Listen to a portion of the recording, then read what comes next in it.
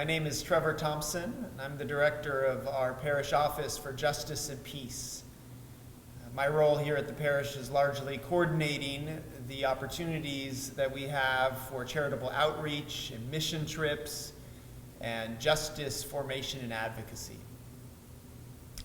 Christmas and Advent are a wonderful time of the year to gather with friends and family and coworkers. It's certainly a time of the year we experience God's love in our life and a sense of merriment and joy. It's also a time of the year we gather and we exchange gifts and make little touches of love. We gather around food and spirit and celebration. The church also invites us this time of the year to be in touch with our deepest longings for God's love, longing for peace in a divided world, a longing for light in the darkness. And this time of year, sometimes we're particularly sensitive to those most in need. We know that this season sometimes for some is one of great anxiety and stress and loneliness even.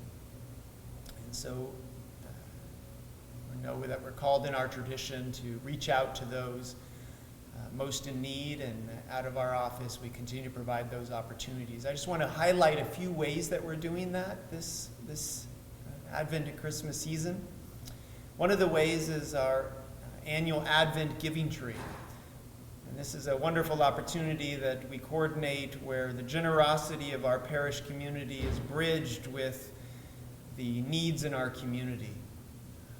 Besides families in need in our own parish, I also partner with about 20 organizations and ministries in Wake County who are directly working with families and individuals who are struggling.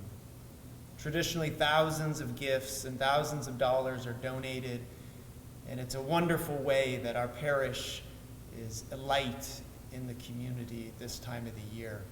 There still are a handful of opportunities for you to make donations. You could check on our parish website the Advent Giving Tree link that puts you in direct contact of ways that you could give. Thank you so much for your generosity. The second thing I'd love to highlight is that this time of the year, traditionally, we turn our campus in the week between Christmas and New Year into a shelter for individuals and families experiencing homelessness.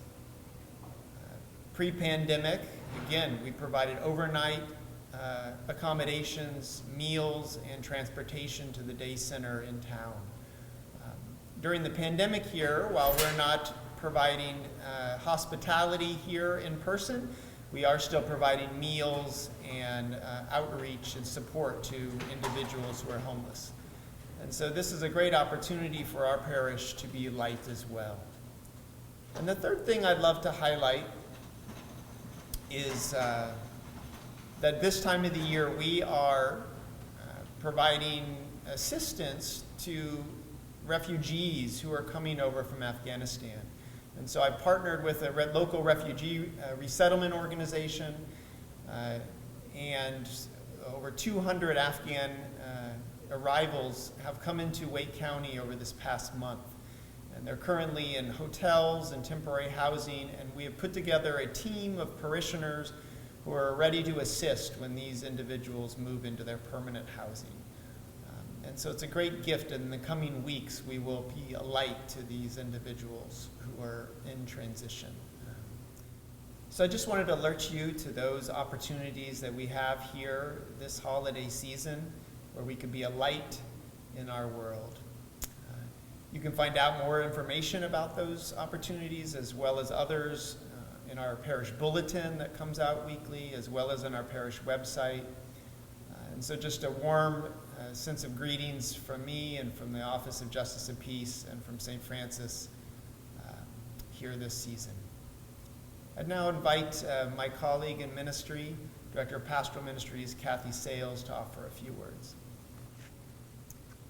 Hi, my name is Kathy Sales. I'm the Director of Pastoral Ministries here at St. Francis, and we are excited to be welcoming you and others to celebrate the birth of Jesus together on Christmas Eve and Christmas Day at our church. Hospitality continues to be an important part of our mission at St. Francis as we extend hospitality and welcome to all who are coming onto our campus during those days. The Mass schedule for Christmas Day and Christmas Eve is as follows. On Christmas Eve, we'll have 3 locations for 4 p.m. Mass. We'll have 7:30 Misa and Español in our church, and at 10 p.m. we'll have Mass in our church as well. On Christmas Day, we will have Mass in the church at 9 a.m. and at 11:45 a.m. Historically, our Christmas Day Masses have had less attendees. And so I encourage you, especially if you're concerned about social distancing or the amount of people in the church, to consider attending those Masses this year to avoid large crowds. The early Christmas Eve Masses, as you know, have typically been the most heavily attended Masses, and we anticipate that this year the 4 p.m. Masses will continue to have a large attendance. You should expect full capacity at each of the sites where we will be offering the 4 p.m. Mass, those being the church, fellowship hall, and the gymnasium. We also anticipate that our parking lots and surrounding streets will be quite full at this time. Each location will have a maximum number of participants, which will be lower than our pre-COVID capacity. And so you should not expect that we'll be able to keep social distancing of 6 feet. As we reach the set capacity of each site, we will close that location to additional attendees for the 4 p.m. Masses. We do not anticipate a large crowd, at least historically, for the 10 p.m. Mass or again, any of the Masses on Christmas Day. As a reminder, Mass are required for all who are above the age of 4, regardless of your vaccination status.